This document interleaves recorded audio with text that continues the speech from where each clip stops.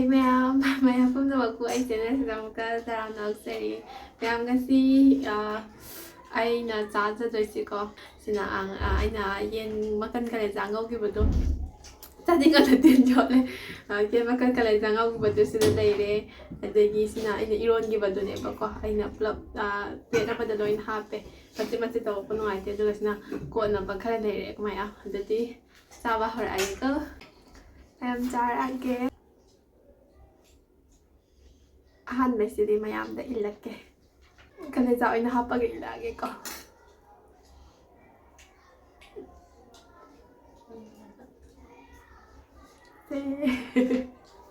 ꯍꯣꯏ ꯆꯥꯔꯛꯑꯒꯦ ꯑꯗꯨꯗꯤ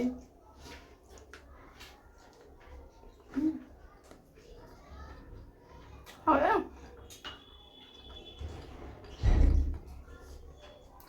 ꯑꯩ ꯊꯣꯡ ꯊꯥꯛꯄ ꯐꯖꯅ ꯍꯩꯔꯦ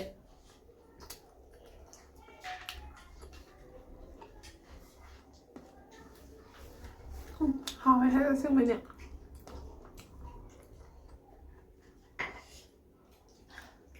ꯁꯝꯅꯒꯁꯨ ꯐꯖꯅ ꯄꯨꯟꯁꯜꯂꯦ ꯆꯥꯔꯀꯥꯟꯗ ꯁꯝꯅ ꯌꯦꯠꯍꯟꯕ ꯌꯥꯗꯦ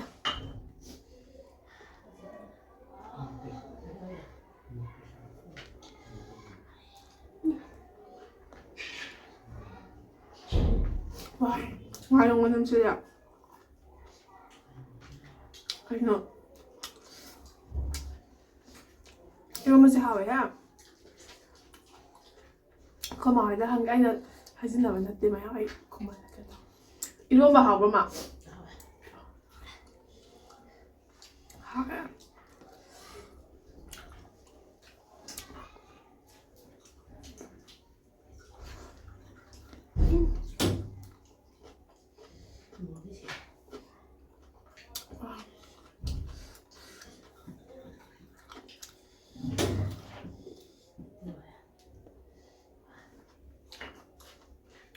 아, 그거지. 뿜나 살겠냐, 내 셋든 야오들 좀.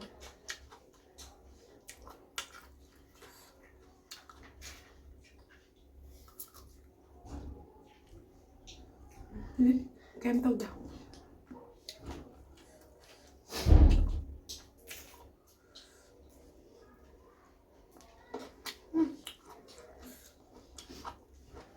À.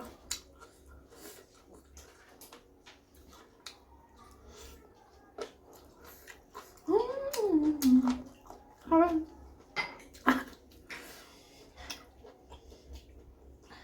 Nhưng mà chỉ hỏi mà ngày hôm sẽ xả tập việc không để hỏi em.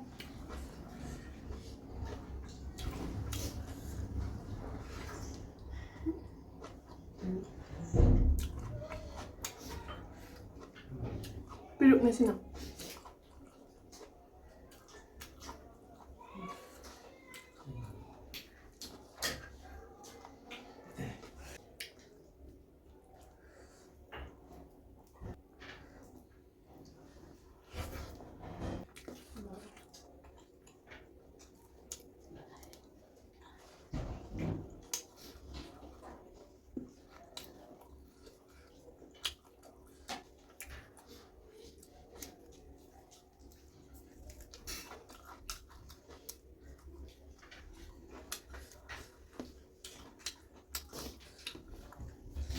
Thôi.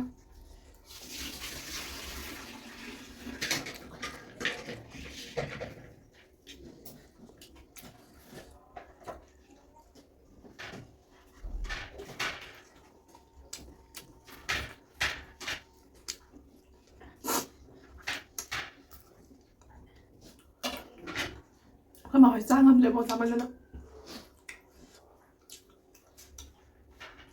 Cái đi mua các bạn này các bạn. Con nào ấy.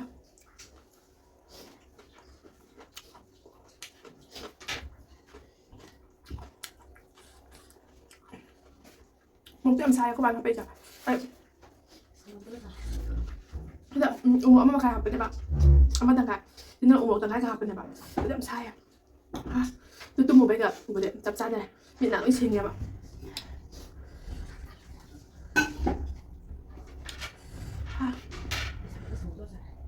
그만 상황 떠자. 뭐 사면 되나?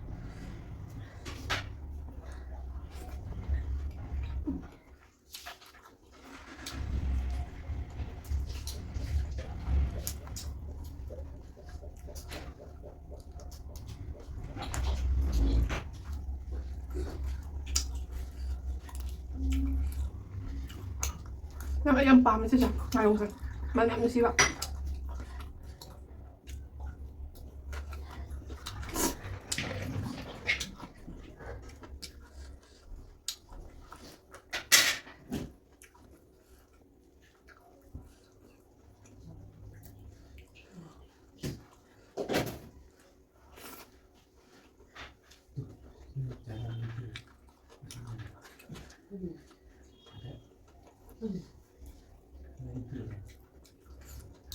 Lên rồi. Nó gì đâu ạ?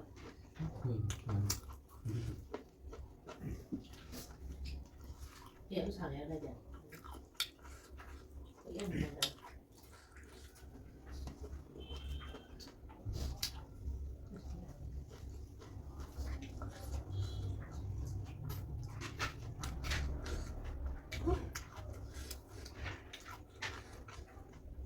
맛있게 잘 산다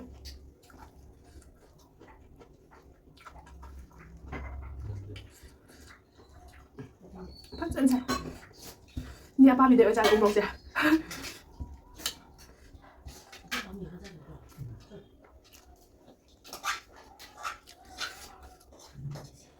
nhà ba bị để ở điểm nhà ba bị năng ai video gì anh đi năng một xem sai năng con đợi làm được để không đã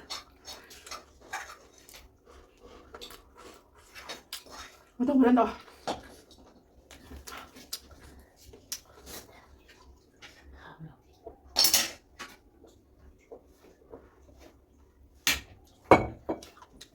Apa dia kena gula? Nah, tadi ada memang.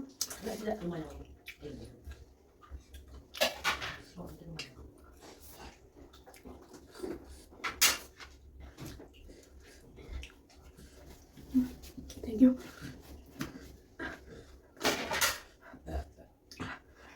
Mana tu cuma tahu. Bộ nó dài vậy. Tôi dài.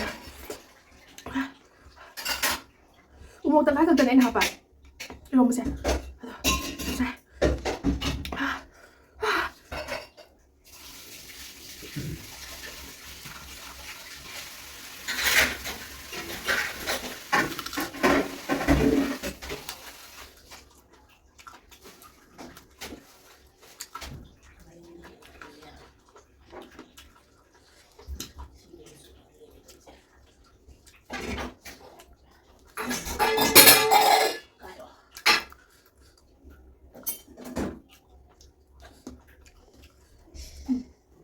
Luto at agad ang pare.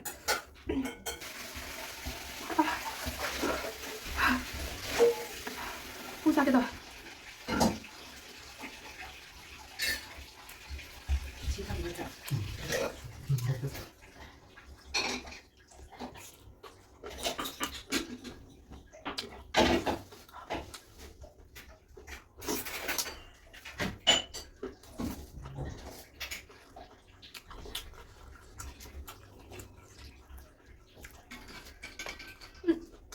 이거 맛있어.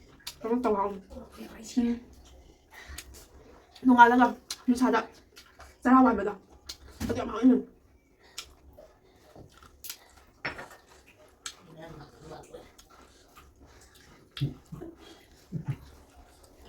Cái mà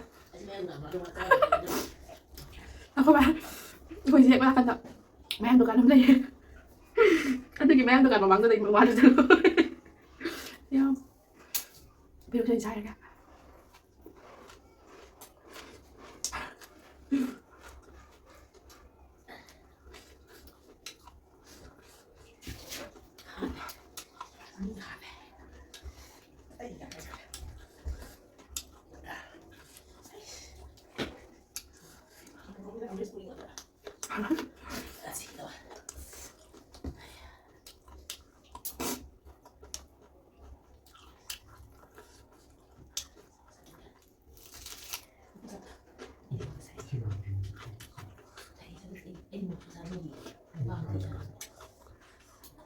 Em làm cái gì mèo này đến muộn rồi hơi cái nó không đẹp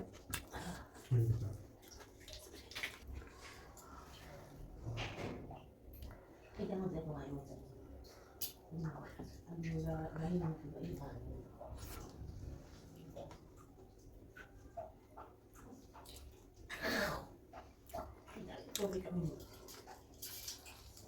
맛있다.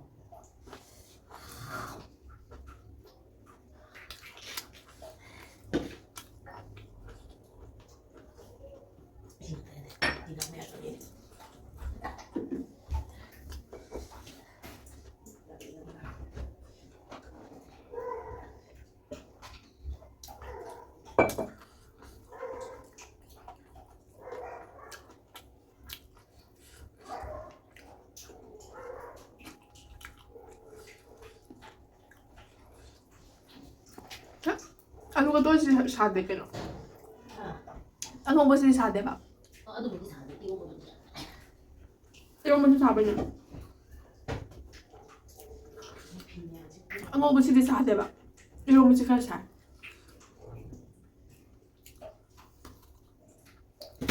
Chị cũng như mày học tin nhau mình thì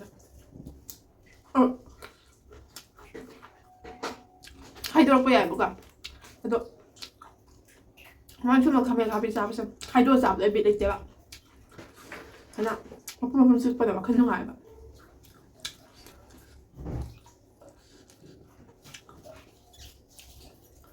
지금 막 이제 이런 엄청 많아 꼭 그 발에 뭐좀 참아나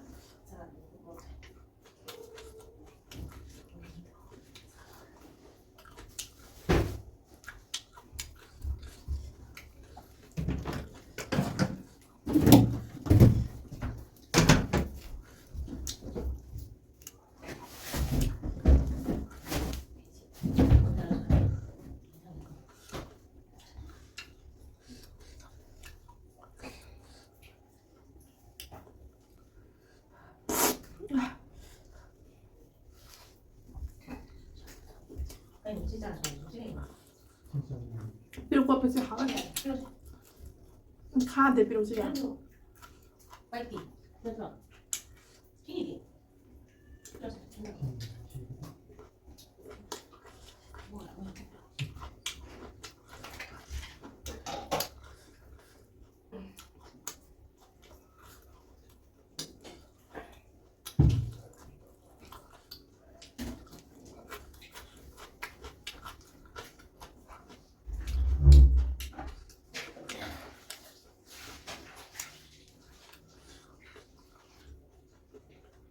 이렇게 이런 다 참았나?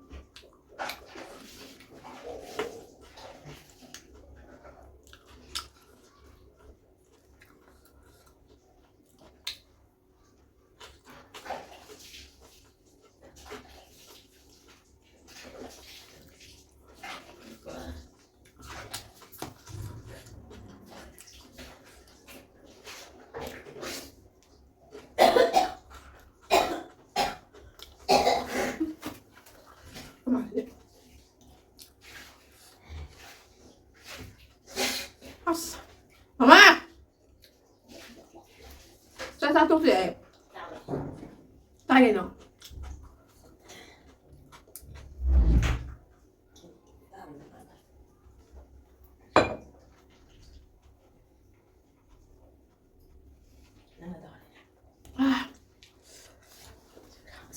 Anh muốn tung xíu mà thầm mà kìa Anh ngầm rồi Mà tưởng mày chắc tưởng là được xin ngầm Hai bên có xin ngầm một để chắc thôi Ma'am Ay video exercise na lang siya lagi Ay video exercise na lang siya lagi ma'am Kasi tinggal before di like the video, share the video Share tao terus ko like the hormone to yari lah Ma'am Được sẽ lên cái cô, bye bye